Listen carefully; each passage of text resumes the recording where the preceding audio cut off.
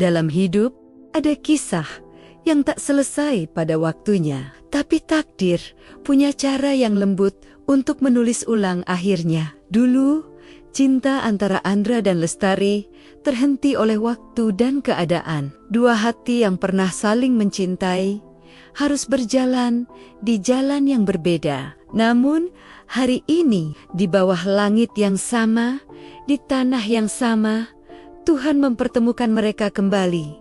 Bukan sebagai dua insan yang mencari cinta, tapi sebagai dua orang tua yang merestui cinta anak-anak mereka. Inilah kisah tentang restu, tentang ikhlas, dan tentang bagaimana cinta yang dulu tertunda akhirnya menemukan jalannya menuju pelaminan.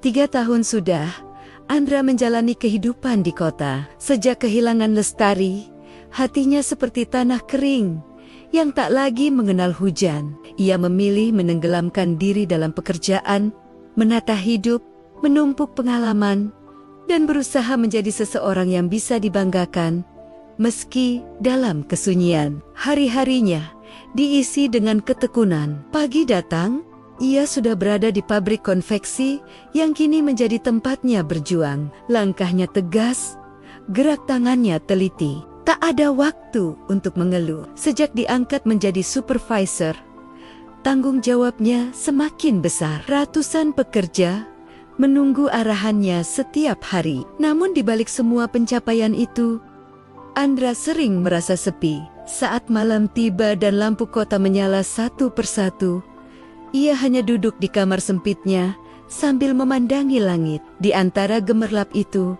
ia sering teringat wajah Lestari. Tapi kenangan itu kini hanya menimbulkan senyum tipis, bukan luka. Waktu perlahan mengajarkan cara berdamai, bukan melupakan, tapi menerima bahwa cinta tak selalu harus dimiliki. Suatu hari, atas dedikasi dan kinerjanya, Andra mendapat panggilan dari kantor pusat. "Selamat Andra," kata manajernya dengan senyum bangga. "Perusahaan akan membuka cabang baru di luar negeri. Kami ingin kau ikut menjadi tim pembuka. Ini kesempatan besar." Andra sempat terdiam. Negeri seberang, sesuatu yang tak pernah ia bayangkan. Pemuda desa yang dulu hanya mengenal sawah, kini dipercaya menjejakkan kaki ke dunia yang jauh dari tanah kelahirannya. Ia menatap keluar jendela, melihat awan putih berarak di langit. Dalam hatinya, ia berbisik pelan, mungkin ini langkah baru yang Tuhan siapkan. Beberapa minggu kemudian, Andra terbang ke negeri itu. Negara dengan udara dingin, jalan rapi, dan bahasa yang asing di telinganya. Awalnya, ia merasa canggung. Semua terasa begitu cepat dan teratur. Berbeda jauh dari ritme hidup di desanya dulu. Namun sifat pekerja keras yang tumbuh dari tanah sawah membuatnya cepat menyesuaikan diri. Hari-harinya dipenuhi kerja dan pembelajaran. Ia memimpin tim lokal, mengatur pengiriman bahan, dan melatih karyawan baru. Di antara kesibukan itu, Tuhan seolah menyiapkan kejutan. Sore itu, di sebuah rapat lintas divisi, Andra berkenalan dengan seorang perempuan bernama Nadira, desainer muda asal Indonesia yang bekerja di kantor pusat sebagai konsultan produk. Nadira berpenampilan sederhana tapi anggun, matanya teduh, senyumnya tenang, tidak mencolok, tapi memancarkan kehangatan yang membuat siapapun betah menatapnya. Pertemuan pertama itu singkat, tapi sejak saat itu, nama Nadira, entah bagaimana, selalu terlintas di pikiran Andra. Beberapa hari kemudian, mereka kembali bertemu di ruang produksi. Nadira sedang memeriksa hasil desain pakaian wanita yang akan dipasarkan di musim berikutnya. Ia tampak fokus, sesekali menggigit ujung pensilnya. "Warna kain ini terlalu pucat kalau di bawah cahaya lampu toko," ucap Nadira lembut sambil menoleh ke Andra. Andra mengangguk. "Aku setuju, tapi di luar ruangan, warnanya justru hidup." Nadira tersenyum kecil. "Kau memperhatikannya dengan detail juga ya?" Andra hanya tersenyum singkat. "Aku terbiasa bekerja dengan mata, bukan kata-kata. Sejak itu, percakapan kecil mereka semakin sering terjadi. Kadang di sela makan siang, kadang saat lembur di pabrik, mereka saling bertukar cerita tentang keluarga, masa kecil, dan alasan kenapa memilih jalan hidup masing-masing. Dari Nadira, Andra tahu bahwa perempuan itu juga punya masa lalu yang tidak mudah. Ia pernah gagal dalam hubungan, bukan karena tak cinta, tapi karena dikhianati kepercayaan. Namun Nadira memilih tidak larut dalam luka. Ia belajar bahwa hidup harus terus berjalan dan bahagia bisa datang dari hal-hal sederhana. Andra merasa menemukan cerminan dirinya dalam Nadira. Dua jiwa yang sema-suma pernah patah, tapi kini sedang belajar berdiri lagi. Hari demi hari berlalu, dan kehadiran Nadira menjadi warna baru di hidup Andra.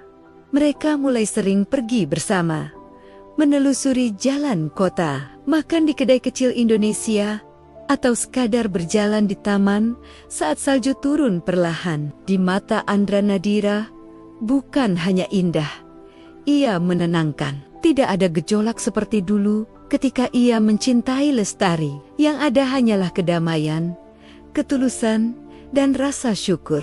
Suatu malam, ketika lampu-lampu kota memantul di jendela apartemennya, Andra duduk berdua dengan Nadira di balkon. "Dira," kata Andra pelan, "aku pernah mencintai seseorang. Dulu aku pikir itu cinta yang akan kubawa sampai mati. Tapi ternyata Tuhan punya jalan lain." Nadira menatapnya dengan lembut. "Terkadang Tuhan tidak mengambil sesuatu untuk menyakiti kita, Andra.